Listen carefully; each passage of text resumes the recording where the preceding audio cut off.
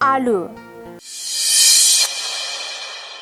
आलुआ जाथोसे बयनिबो आंगो जाग्रा आदार। आलुखौ गोबां सुबुङानो जानो मोजां मोनो। नाथाय गोबां सुबुङानो आलुनि बिगुरखौ गारो। नोंथांमोना आलु बिगुरनि गुनफोरखौ मिथियोब्ला गोबां सोमोनांगोन।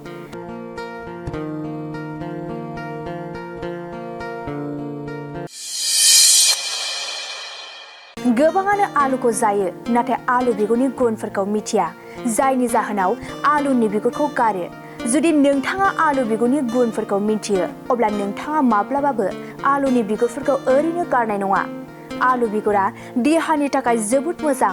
आलु बिगुरा देहाखौ गोग्गो लाखिनायाव मदद खालामो, मानोना आलु बिगुराव थानाय पटासियाम, मेग्नेसियाम आरो केलसियामा थैखौ गोग्गो लाखिनायाव मदद खालामो।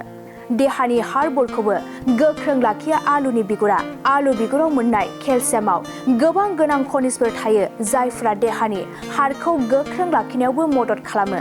केन्सार बेराम बायदि गेदेर बेरामफोरनि थाखाय मोजां आलु बिगुरा। आलु बिगुरा माखासे केमिकेलफोरजों बुंफबनाय। आलु बिगुराव गोहोगोरा एन्टिअक्सिडेन्ट आखुथाय थायो।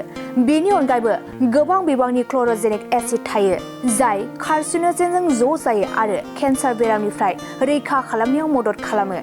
लोगोसे आलु बिगुरा जोंनि देहानि बिगुरनि थाखायबो जोबोद मोजां। बेनिखायनो आलु बिगुरखौ गारालासे एवना जानाया जोंनि देहानि थाखाय जोबोद मोजां।